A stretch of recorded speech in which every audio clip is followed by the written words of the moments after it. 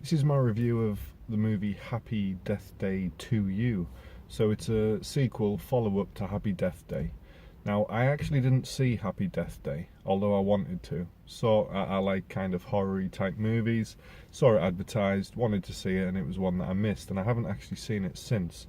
So it's probably a bit of a mistake going to the cinema to see the sequel, having not seen the first one, because it was definitely a sequel. It wasn't just a new set of circumstances. A lot of it was relating back to the original film, which I hadn't seen, so I didn't understand or get a lot of the references, although they weren't hard, to link up. But I guess I would have probably enjoyed the film a lot more if I'd seen the first movie. However, I would have had to have enjoyed it a hell of a lot more for me to have actually come away enjoying the movie at all. Uh, Not for me, not my cup of tea. Like I say, I like horror movies, but this wasn't a horror movie. This was more like a teen a teen movie. What's the word for them?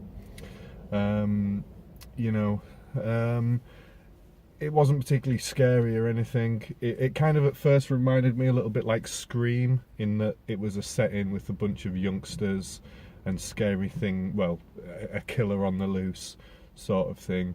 So it reminded me of Scream a little bit, but I haven't watched Scream for a long time, but I really did enjoy Scream, but I didn't at all enjoy this. And maybe it's just because I'm an old fart. That's certainly what the movie made me feel like. I gather the other people in the audience that were kind of laughing at some of the bits that to me just weren't funny, they were probably a lot younger than me. I'm in my 30s, and I would say that this is the kind of movie where if you're a teenager, you probably enjoy it. Maybe into your early 20s, I don't know, but not a great film. So let's hit the crucial analysis before I go into telling you a little bit more about how I feel. I want to give it a 5 out of 10, but I feel that might be a little bit harsh. So I'm probably going to give it a 5.5, because I think a lot of my hatred for it was me, having not seen the first one and being slightly annoyed at some of the acting, which other people might not pick up on, so therefore it might not be annoying. Probably wasn't as terrible a movie as what I am thinking, but I would say, five. So it's a 5.5 out of 10. Who's this movie aimed at? Clearly, if you're 30 or over, I'd say just avoid like the plague. It's not for you. This is made for young people. So if you're an adult, if you're in your 30s or over, just avoid this movie. It's not for you at all. You're not going to enjoy it. I would suggest so. It's purely for the teenagers and maybe the young 20s. Do you need to see it at the cinema? Well, that's a big no. Definitely not. I mean, you could watch this at home on a normal sized screen and get just the same benefit out of it. There's no cinematic amazing scenes or anything that are worth going to the cinema for. If you've got a Cineworld pass like me, where you can go and see as much as you want for the same fixed price, yeah, give it a blast. There's not a great deal on at this moment in time at the cinema, but I wouldn't pay for this. I wouldn't even want to pay $2.99 to go and see this. Yeah, wait till it's on Netflix would be my advice, and catch it then, which probably won't be long because it's really not a great movie. Where to sit in the screen? I sat right at the front. It was way too close. You could probably sit at the back row for this one. You don't need to be near the front.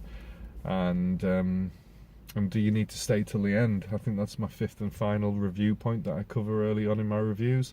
And the answer to that is I don't know, because the second the movie ended, I darted out of there. Couldn't wait to get out of there, I'm afraid. But I'm pretty sure there probably wasn't going to be anything at the end, but I don't know. Hang around, check it out for yourself if you need to. I just couldn't bring myself to sit through any more of that.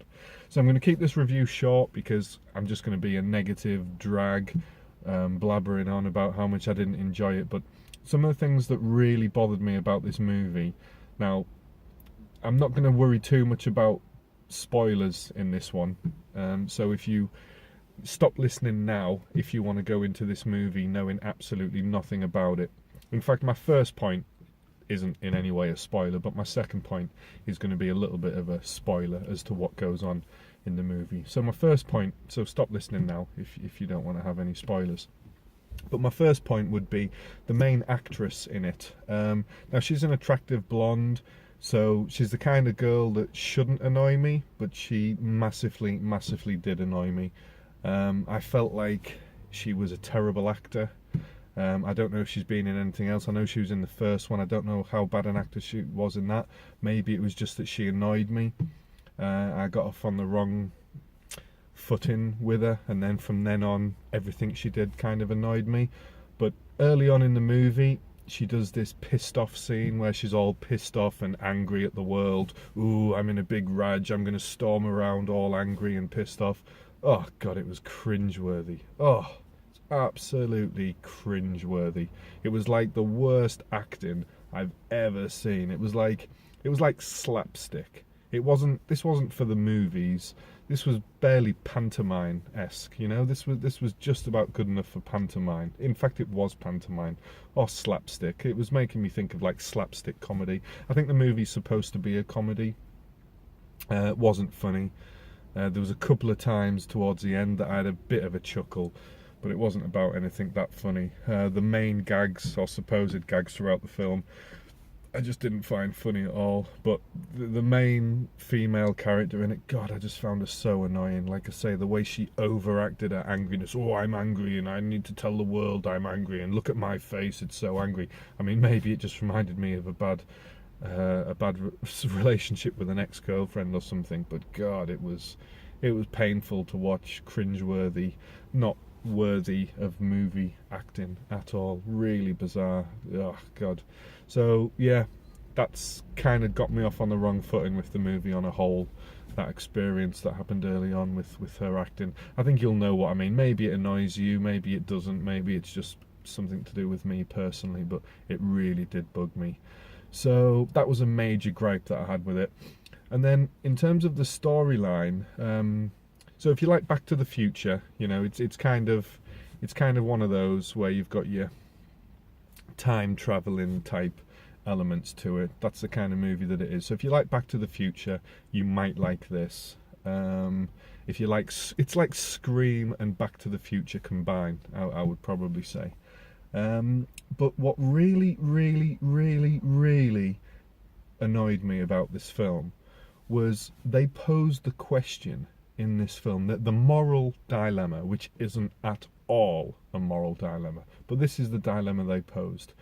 Do you choose the life where your mum is alive as opposed to dead, or do you choose the life where some geeky fucking boyfriend is in a relationship with you? What to pick? My mum will be dead, but I'll be with this geeky boyfriend where I could get him anyway. Or I let my mum be dead and I get to be in a relationship with this geeky boyfriend. Well, I mean, anybody that gives a shit about the parents, it's not a dilemma.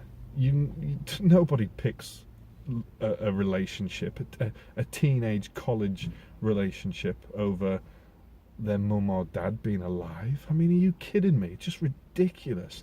And the fact that you were supposed to buy that was a moral dilemma just made me realise just how much of a teen movie this really was, because only a teenager could even consider that to be an option. You know, it's like young love is so important. Oh God, it's more important than anything, even my mum being alive. I mean, it's just ridiculous.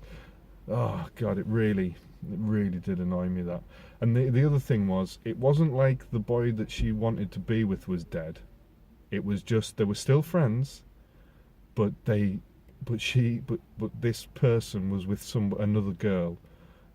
I mean, just wait till they split up. Keep your mum alive, wait till they split up, stay friends with him, and then get out with him. You're a good-looking girl, you're like a 9 out of 10, he's like a 6 out of 10. You know, it's not going to be hard for you to court him and get him to fall in love with you. You know, it's not like the butterfly effect, where, you know, oh man, it was just ridiculous.